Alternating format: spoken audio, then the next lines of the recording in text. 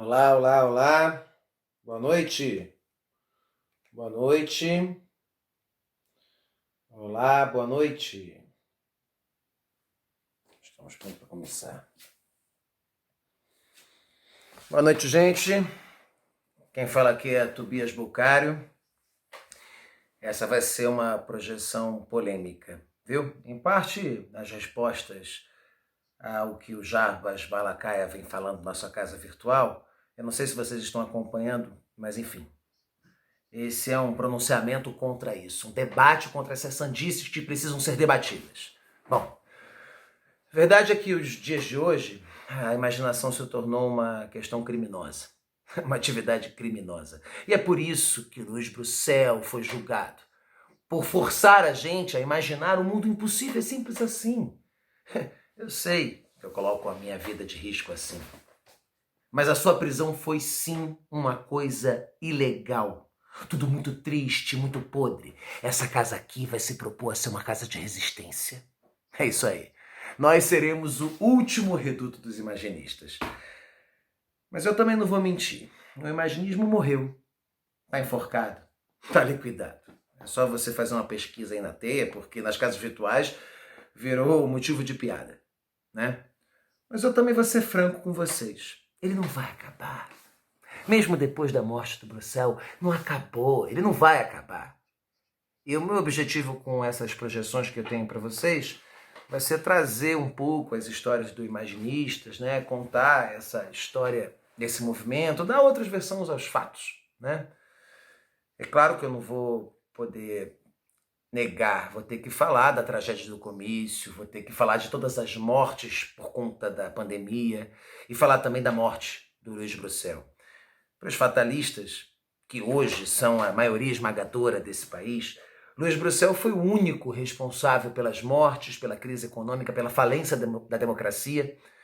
Então, o que eu quero falar com vocês, se vocês me permitirem, é demonstrar a mentira por detrás dessa história toda. Eu quero mostrar para vocês como todos nós, eu, você, todos nós cometemos um crime.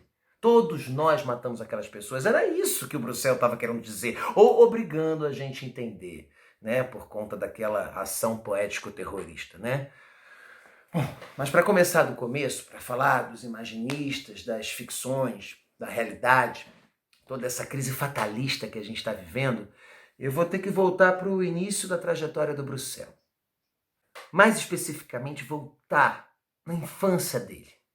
A história do menino Bruxelles explica muito a nossa história, de todos nós que nos declaramos imaginistas, né? E ninguém estudou isso, nenhum estudo real falou sobre isso, a história do menino e da menina do Brasil. A verdade é que tudo começa aí, né? Na infância, a história da infância contém o embrião desse país, contém essa herança maldita que a gente carrega, é ali, na infância, a gestação dos nossos preconceitos, das nossas piras sociais, nossas fobias e também da nossa potência e da nossa superação, claro, né? Vamos lá. Bom, eu vou resumidamente falar um pouco da história do Bruxelles, porque é enorme, né? Ele fez muita coisa. Na infância do Bruxelles, mostra que ele nasceu num Brasil esquecido, num Brasil profundo, uma realidade esquecida por todos nós.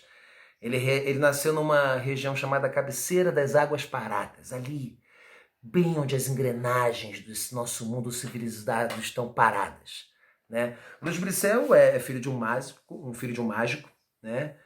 Um artista. A gente não pode esquecer que essa era a segunda década dos anos de 2050, sabe? Então, assim, estamos em pleno regime conservador.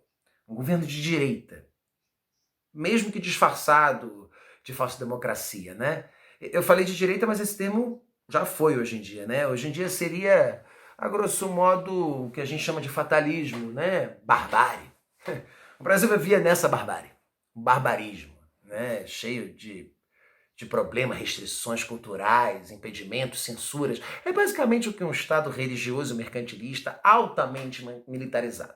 É isso. Você pode imaginar, então, que cenário era esse. Imagina um circo andando nesse cenário. Era uma arte de resistência, assim como várias outras artes de resistência, né? Então, o seu pai era mágico desse circo. Mas ele era um artista. Mas o pai era um artista e, ao mesmo tempo, tirano.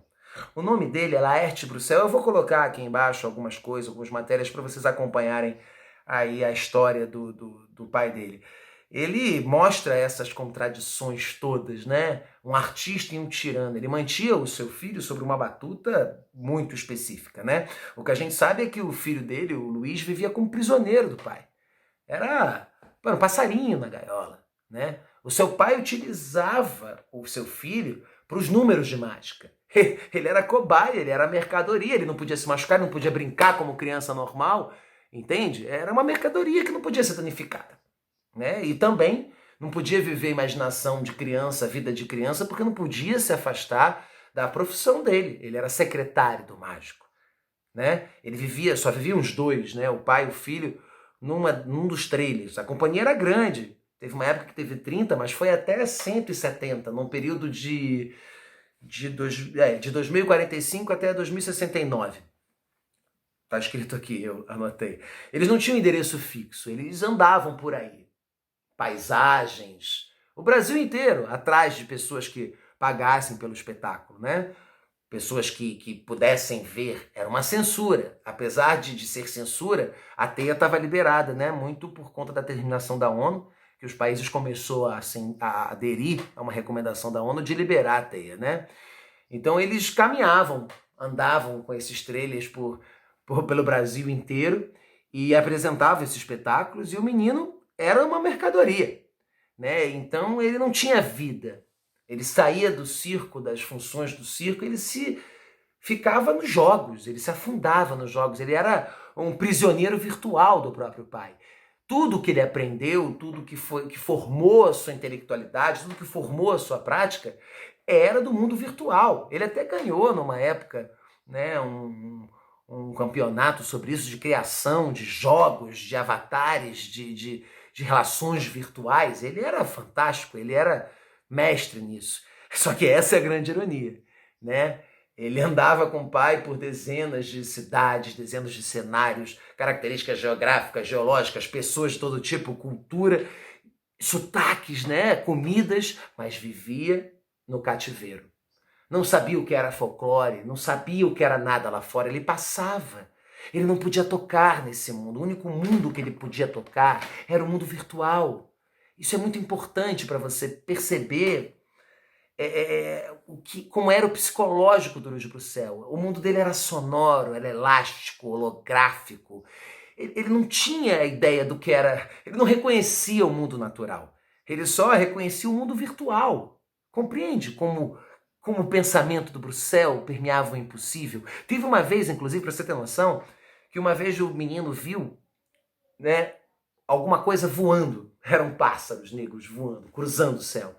E o menino, ao invés de falar que era um pássaro, simplesmente apontou e falou: lá, pai, drones no céu.